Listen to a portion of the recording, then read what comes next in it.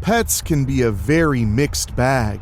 We love our little furry friends, and oftentimes, they find us more than we find them. We don't know where they've come from. We don't know anything about their history. And sometimes that could figuratively, or literally, come back to bite you. What's that? You want to be scared? Come with me.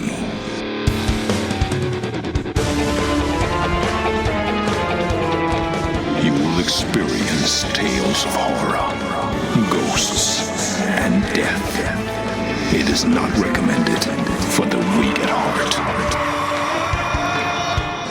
Listen in the dark. It's more fun that way. This is Weekly Spooky.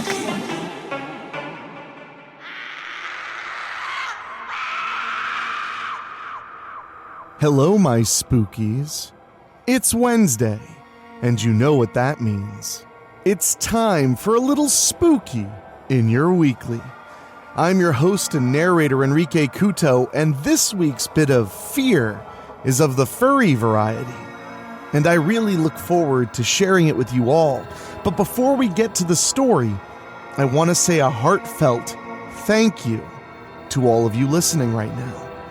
It's August, about to be September. Spooky season is around the corner, but it's still the dead of summer. So if you're listening to this, you are without a doubt a die-hard fan. And I appreciate it a lot. All I ask of you is if you could please take a moment to go to Apple Podcasts or Spotify or wherever you listen to podcasts and make sure you're subscribed so you don't miss an episode. And while you're there, leave us a 5-star rating. Those ratings help other folks who love the spooky discover new shows like ours. And we have over 180 reviews on Apple and over 200 on Spotify. So please, it won't cost you a penny, and it does help the show to grow. And if you want to go a little bit further than that to support the show, you can get a bonus episode every single month, a behind-the-scenes look at everything I do, and a lot more for as little as $1 a month by just going to weeklyspooky.com and clicking on Patreon. Our Patreon backers really truly allow this show to keep going and going and going. And you better be preparing yourself, because in October, there will be so much spooky content for you to sink your fangs into. I don't think you'll know what to do with it all.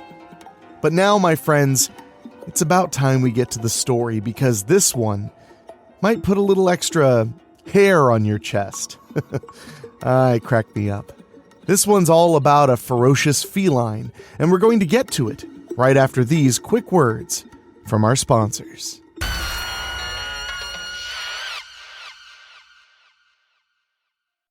I Have a Feline Trouble by Douglas Waltz. So, standing in the dark, back against the living room wall with a baseball bat in one hand and an oversized oven mitt on the other, was not on my list of things to do on a Saturday evening. But then again, if you had told me my cat would become possessed by a demon, I probably would have told you were full of it. And here we are. It might help for a little backstory, and things seem quiet right now, so here we go. I've had a pair of cats since they were kittens. Pashmina came up to me on a walk home from work, just a fluff ball walking down the sidewalk that I mistook for some kind of weird-looking rat. But then, as she got closer, I realized she wasn't a rat. I asked around on my walk home if anyone was missing a cat, but nobody was, so she came home to a very surprised wife. Not even a month later, one of my coworkers had adopted a kitten found at a Target loading dock. Odd place for a cat to decide to give birth to a litter, but probably not the weirdest. Anyway, her cat did not mesh well with the new addition to the family, so I volunteered to take the cat, and we were stuck with the name Coco. Strangely enough, both were female calico kittens, and they tolerated each other. Once in a while, we would catch them sleeping next to one another, and they hated it when we saw it. Now we need to flash forward 15 years, and the household had increased by a 7-year-old boy named Michael and a 2-year-old named Lily. Something had happened to Pashmina after being accidentally locked in our basement for a day or so. See, we own a farmhouse built in 1895 that has what is popularly referred to as a Michigan basement. The walls are cement with a coat of plaster, and there's a huge shelf running about 4 feet from the ground throughout the entire basement. I'm not certain why it's called a Michigan basement, and have really never been curious enough to find out, so after the basement incident, Pashmina started dropping weight, and she had developed a small, crooked jaw during her adventure. The loss of weight did not affect her appetite. She would eat food right off of your plate. We had her checked out by the vet, and they recommended a high-protein diet. We did that, and it made little difference. She still tried to eat anything in sight. No food was safe from this cat. After a while, we had to have her sleep in a cat crate at night, or she would destroy the house. She shredded food cartons, marked her territory, and left vomit anywhere she could reach. It was a mess, so she became a nighttime crate dweller. During this time, Coco remained aloof and really didn't want much to do with Pashmina. I couldn't blame her, really. One morning, I came downstairs to start my morning coffee and to let Pashmina out of the crate. I opened it, but there was no psychotic streak of fur launching themselves from the box. I peeked inside and saw that she had passed away in the night. One paw outstretched with the claws on the cage door of the crate. I went out back to the yard where it butted up against the woods and dug a small grave and put her in it. I felt bad for her, but was glad that whatever had turned her into an insane beast had gone with her. 4 weeks later, we noticed similar symptoms in Coco. Now, remember that Coco had never been locked in the basement. She wouldn't even go near the basement door. But she developed the same weight loss and the little crook of the jaw. The refreshing part would be that Coco only was interested in actual cat food. Then the swelling of her jaw began, and I did a little online research. The condition outlined in the articles I read had a small chance of recovery after a surgery, costing about $3,000, and even then we were talking about a 15-year-old cat, which made the odds even worse. I rationalized that she ate food, used her litter box, and drank water. We would keep her happy and comfortable for as long as possible. Until 2 days ago when Michael was coming down the stairs from his bedroom, and Coco, who was perched on the railing, knocked him down the stairs. 7-year-olds are extremely resilient and nothing was broken, and there appeared to be no head trauma, but after a call to the doctor's office, she said to just keep him awake for a while and watch him for anything like dizziness or nausea. As many 7-year-olds who have accidents, he was fine. Then on Friday, I was working from home that day, one of the only real benefits I could see coming from the COVID plague. Funny how huge corporations have no problem with their employees working from home to keep making that all-important dollar. Then they saw how much money they saved on maintaining offices, and well, here we are. My wife Lisa was in the kitchen where the laundry was located and getting assistance from Lily.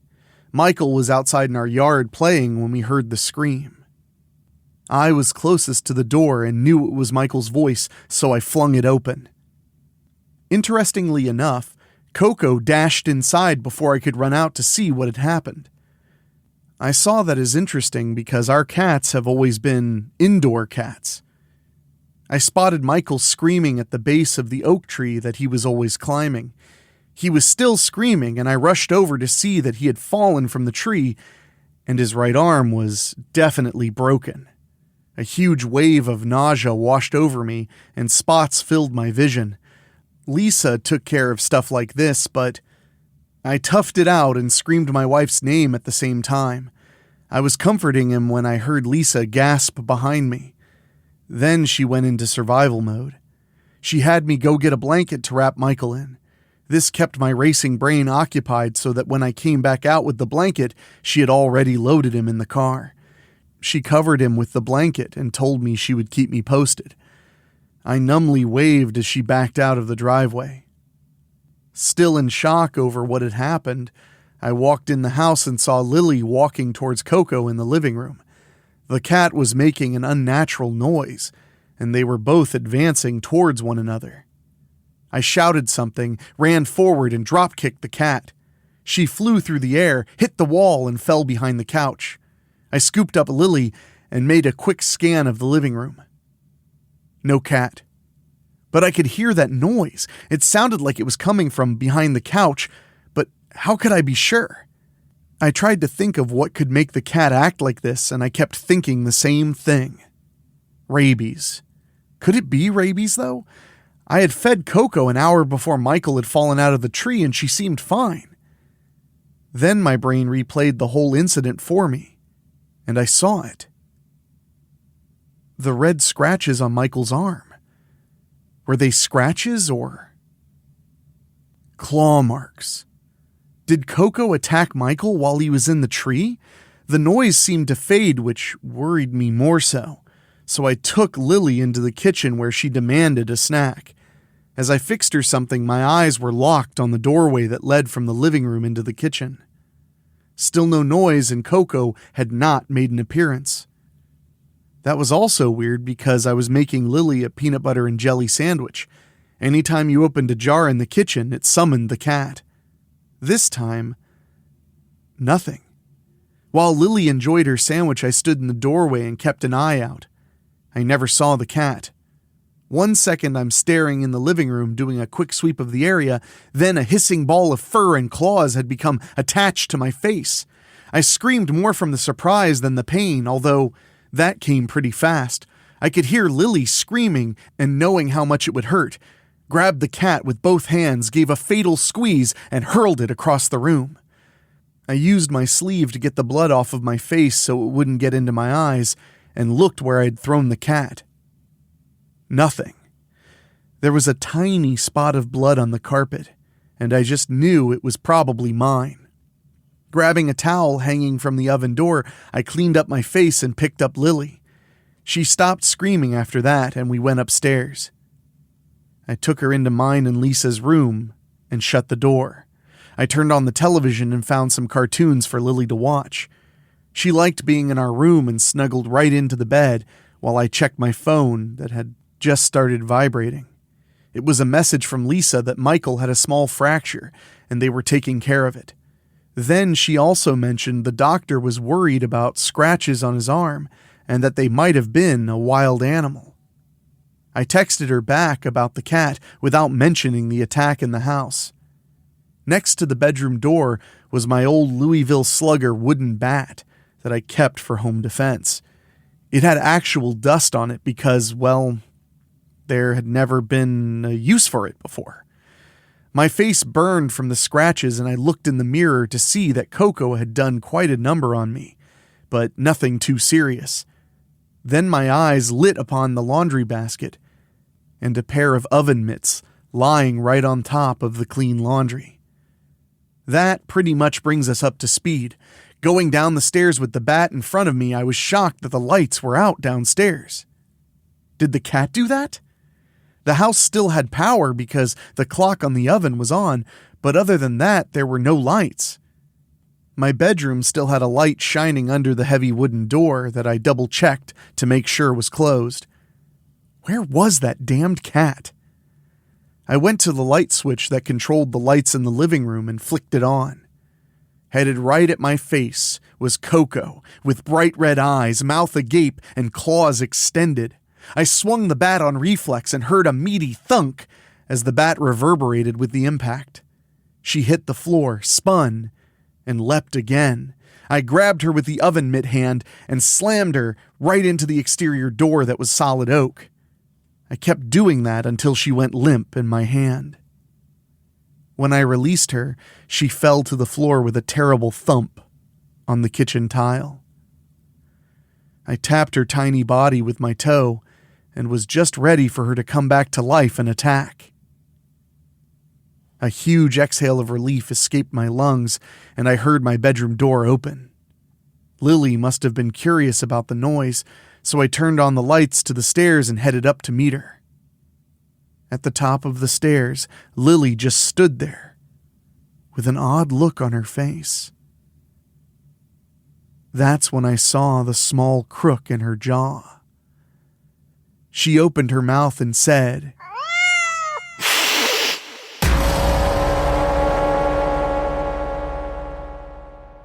"Good kitty, little kitty, tiny ball of fur." I hope you enjoyed that story as much as I did, and a big thank you to our good friend Douglas Waltz for writing it. I think it turned out very well, hair-raising if you will, and I will. I want to mention that this episode is done a bit intentionally. I wanted to do something scary about our love of pets, because my dog Chicano, who many of you know has been in a cancer battle for the better part of a year now, is in surgery for, hopefully, his final tumor removal.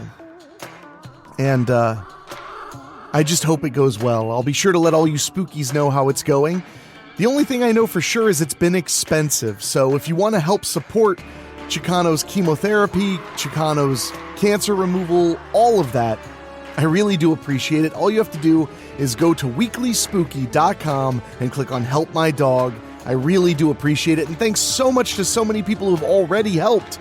You guys are incredible. It's been a really stressful and exhausting time, but your support has made a really big difference. And speaking of support that's made a big difference, I want to say an extra special thank you to our Patreon podcast boosters, folks who pay just a little bit more to hear their names on the show, and they are Johnny Nix, Bobbletopia.com, Megan Hua, Julia Kirsch, Brent McCullough, Steve King, Karen Weemet, Jack Kerr, and Craig Cohen. Thank you all so much, and if you want to hear your name on this program every single week, just go to weeklyspooky.com, click on Patreon, and make it happen for yourself. But now, my dear friends, I have to get back to work because I'm not joking about October. It's going to be incredible, the sheer amount of content we'll be publishing. There will not just be bonus weekly spooky episodes and terrifying and true episodes and cutting deep into horror episodes. There are going to be entirely new novellas and entire audiobooks. So much content, so little time. So for myself, for my producer Dan Wilder, my executive producer Rob Fields, and our composer Ray Mattis, I'll talk at you next time. Thank you for listening. Make sure to find your way back next week. But for now, you are safe. Trust me.